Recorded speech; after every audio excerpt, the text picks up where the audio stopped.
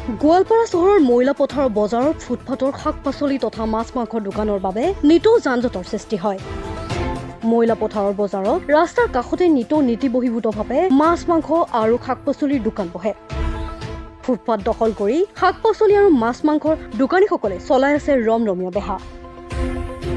বহু সময়ৰ পৰা জিলা প্ৰশাসনৰ গাড়ী চলাচল কৰাত ব্যাঘাত জন্মায়। একেদৰে ৰোগীৰ জৰুৰী 108 গাড়ীও যান-জঁটত পৰি চাইৰেন বজাই থাকিবলগীয়া হয়। একমাত্ৰ ফুটপাতৰ মাছ-মাংসৰ দোকানীসকলৰ বাবে এই ট্ৰেফিক জাম হয়, কিয়নো ৰাস্তাৰ কাষত দোকান দিয়াৰ ফলত গ্ৰাহকে ৰাস্তাৰ ওপৰত চাৰিচকীয়া বাহন তথা মটৰ চাইকেল আদি ৰখাই মাছ-মাংস কিনিবলগীয়া হয়।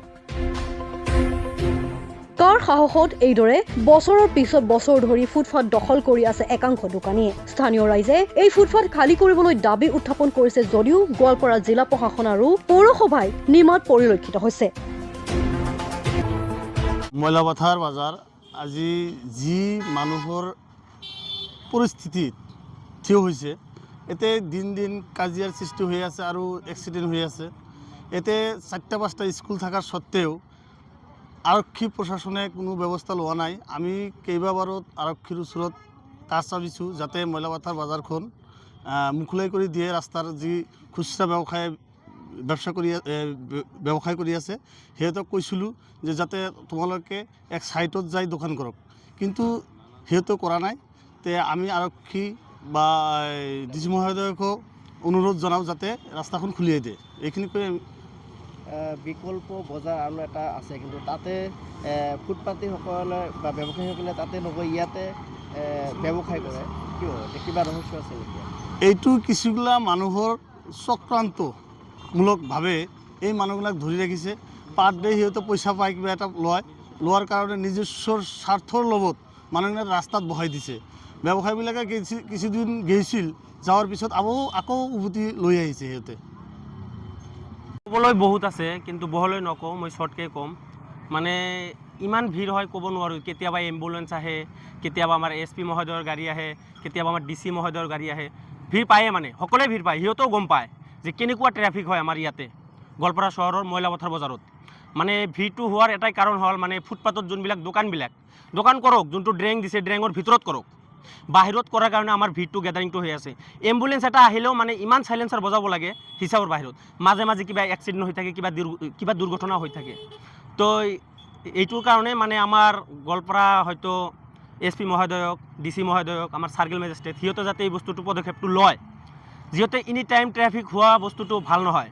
কেতিয়াবা ঘপকৈ মানে এনেকুৱা এক্সিডেণ্ট হৈ আছে, মাৰপিট হৈ যায় কেতিয়াবা ঘপকৈ। এই বস্তুবিলাকৰ কাৰণে আমাৰ ময়লাপথাৰ বজাৰৰ মানে বেছি এটা মানে ভিৰ গেডাৰিং হোৱাৰ কাৰণে প্ৰব্লেম হৈ আছে, মানে আম পাব্লিকৰ প্ৰব্লেম হৈ আছে আমাৰ।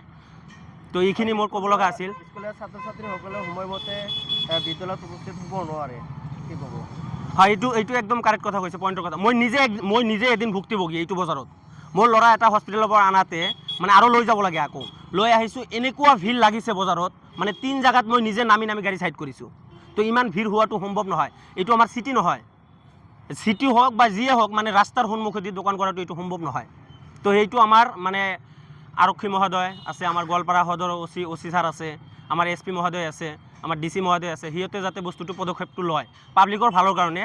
আৰু মানে আমাৰ স্কুল ষ্টুডেণ্ট ইয়াতে আমাৰ 3টা-4টা স্কুল আছে। আমাৰ গোৱালপাৰা মহাবিদ্যালয় আছে, ছোৱালী মহাবিদ্যালয় আছে। তো সেইটো যোনটো আছে সববিলাক স্কুলৰ ষ্টুডেণ্ট ইয়াতে আহি হয় থিয়।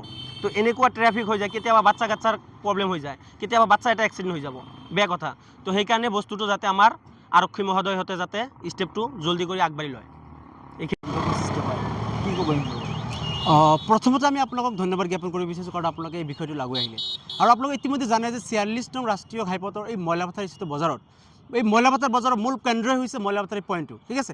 এই পইণ্টত দেখিবলৈ পোৱা গৈছে ৰাস্তাৰ 2 চাইডেদি এনেকুৱা ধৰণৰ খুচুৰা ব্যৱসায়ীসকলে ব্যৱসায় কৰি আছে, যাৰ ফলত কি হৈছে, আমাৰ স্কুলৰ বা বিদ্যালয়ৰ কণ ছাত্ৰ ছাত্ৰীসকলে কিন্তু মৃত্যুৰ মুখত পৰিবলগীয়া হৈ আছে।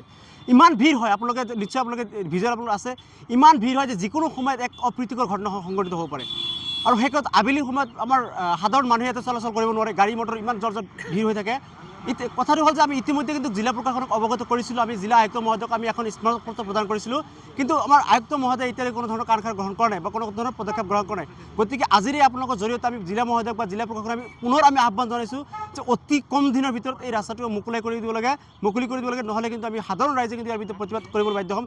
আৰু যদি এই ৰাস্তাটোত এই মইলাপাথাৰ বজাৰত যদি কোনো ধৰণৰ অঘটনৰ সৃষ্টি হয়, কোনো ধৰণৰ অঘটন হয়, কিন্তু ইয়াৰ বাবে সম্পূৰ্ণ দায়ী থাকিব গোৱালপাৰা জিলা প্ৰশাসন। দেখিবলৈ পোৱা গৈছে যে জৰুৰী সেৱাৰ ক্ষেত্ৰতো যিবোৰ বাহন আছে এই বাহনসমূহ আহোঁতে বিভিন্ন সময়ত থিয় বহুত মানে ৰখি আহিব লাগে। হয়, নিশ্চয় আমি বহু সময় আমি প্ৰত্যক্ষ কৰিছোঁ যে বহু সময় কি হয়, যেতিয়া এম্বুলেঞ্চ আহিবলগীয়া তেতিয়া ইমান ভিৰ থাকে, ইয়াৰ পৰা উলিয়াই যাব পৰা ৰাস্তা নাথাকে, এম্বুলেঞ্চখনো কেতিয়াবা ৰখি থাকিবলগীয়া হয়। তাৰমানে মানুহৰ জীৱনক কি কোনো মূল্য নাই নেকি? আমাৰ এই জিলা প্ৰশাসনে কি মানুহৰ জীৱনক মূল্য দিব বিচৰা নাই? আজি সাধাৰণ ৰাইজে আগত নাই, আমাৰ এই জৰুৰী সেৱাটিও আগত, জৰুৰী সেৱা গাড়ী বা এম্বুলেঞ্চসমূহ পাৰ হ'ব কেনেকৈ? ইমান ভিৰ থাকিলে পাৰ হ'ব পাৰিবনে? ৰাস্তাৰ দুয়োফালে দোকান দিয়াৰ অধিকাৰটো কোনে দিলে? গতিকে আমি জিলা প্ৰশাসনক দাবী জনাইছোঁ যে ৰাস্তাত যিসকল খুচুৰা ব্যৱসায় কৰি আছে, আমি তেওঁলোকৰ ব্যৱসায়িক আপত্তি জনাই, তেওঁলোকে যেনেধৰণে ব্যৱসায়টো কৰি আছে সেই ব্যৱসায়টোৰ প্ৰতি আমাৰ আপত্তি আছে। আমি জিলা প্ৰশাসনক দাবী জনালোঁ যে তেওঁলোকক পুনৰ মানে বজাৰৰ ব্যৱস্থা কৰি দিব লাগে।